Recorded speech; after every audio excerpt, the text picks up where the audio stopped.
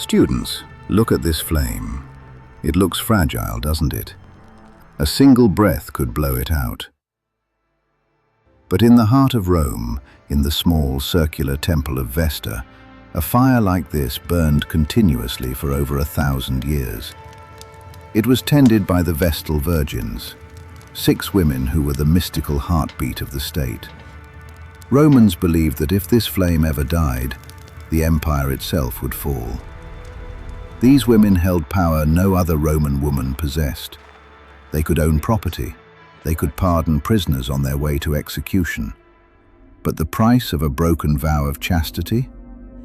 They were taken to a dark chamber and buried alive. The flame was the soul of the city. But as Rome conquered the world's gods began to conquer Rome. And the state religion, the cold marble and public rituals of Jupiter, was no longer enough for 1 million hungry souls. Imagine walking down a Roman street in the 1st century AD. You wouldn't just see Roman columns. You would see Egyptian obelisks, ancient and inscrutable, rising above the crowds. Following the conquest of Egypt and the death of Cleopatra, Egyptian mysticism flooded the capital. The cult of Isis became an obsession, especially among women and the lower classes. Isis was the universal mother, the bringer of life who had resurrected her murdered husband, Osiris. Her temples, the Icaea, rose across the city. Romans erected those obelisks in public squares to channel what they believed was the ancient power of the Nile. Many of those obelisks still stand in Rome today, silent witnesses to a city that had become Egyptianized long before it became Christian. But while the women flocked to the light of Isis, the soldiers turned to the shadows. Deep beneath the streets, in underground temples called Mithraea, the cult of Mithras took hold. This was a mystery religion. Its rites were secret, its members bound by an oath of silence. Worshippers passed through 7 levels of initiation, centering their faith on the tauroctony, the mystical slaying of a bull by the god Mithras. It was a religion of the elite and the military, a direct rival to a new faith that was quietly spreading through the slums. A faith that didn't meet in grand temples or underground caves, but in the back rooms of insulae. But students, if you think Mithras was visceral, you haven't seen the Magna Mater. The cult of Cybele, the Great Mother, brought a raw, ecstatic energy to the heart of Rome that the state religion couldn't match. While later traditions would describe a blood rebirth, where initiates stood in a pit beneath a sacrificed bull, in the 2nd century, the power was in the public spectacle. Imagine the scene: the heat of the sun, the scent of heavy incense, and the sudden, shocking spray of life force as a bull was offered to the goddess. For the Roman initiate, this wasn't just a ritual, it was a transformation.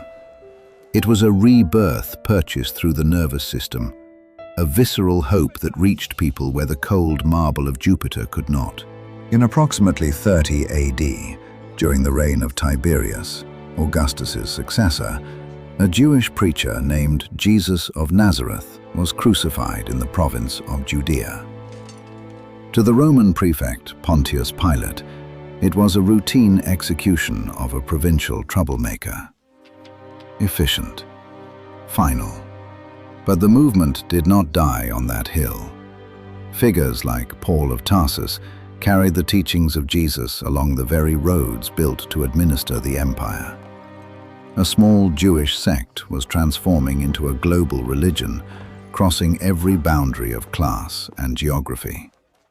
By the time it reached the capital, it was a subversive force.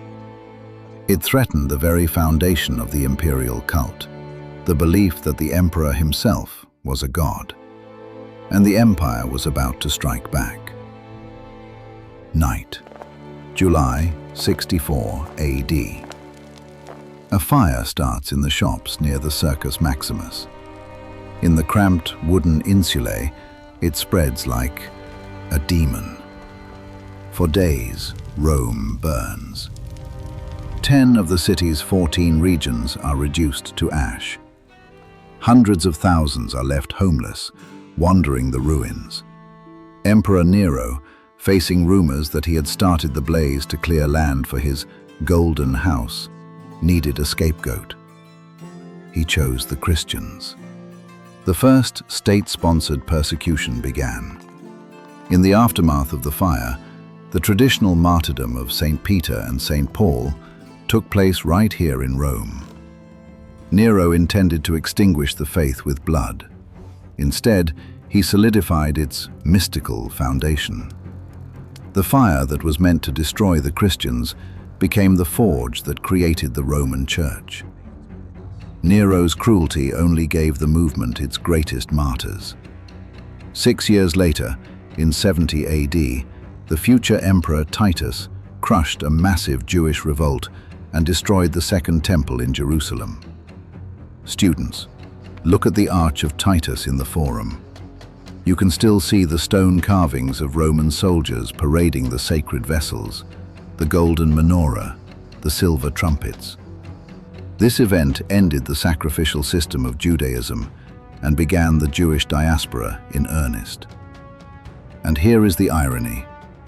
The gold stolen from that holy temple was used to fund the construction of the Colosseum, a monument to blood and spectacle, paid for by the destruction of a faith.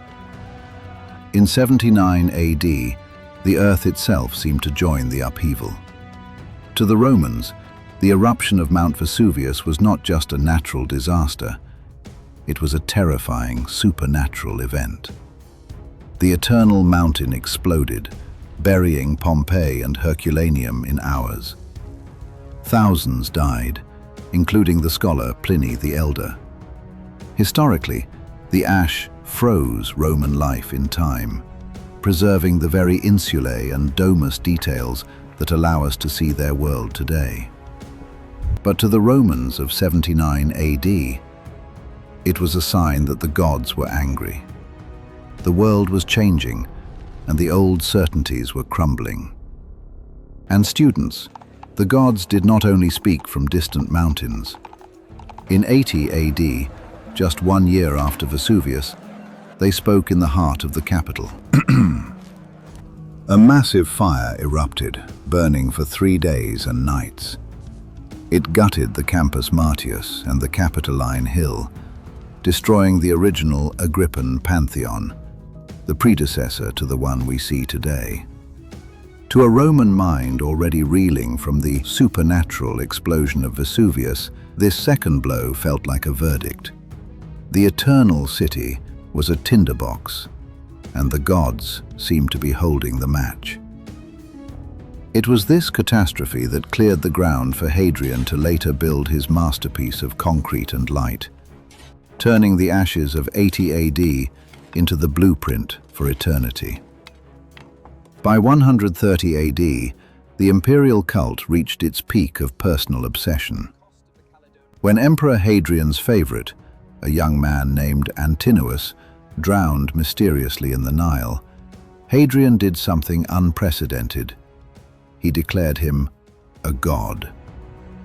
He founded the city of Antinopolis and commissioned thousands of statues, making Antinous one of the most recognizable faces of antiquity. It was the ultimate display of the imperial cult, where an emperor's personal grief could dictate the religion of millions.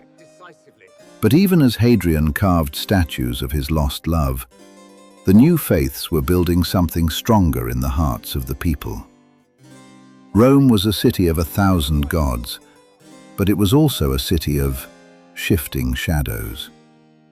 From the sacred flame of Vesta to the underground blood rites of Mithras, and from the Egyptian mysteries of Isis to the rising tide of Christianity, the Roman soul was a battlefield. The emperors built temples of marble to show their power, but they were about to face a threat that no amount of stone could stop. Because the Golden Age was ending, and the man who would have to defend it was a philosopher who didn't want the throne, and and a plague that didn't care about the gods.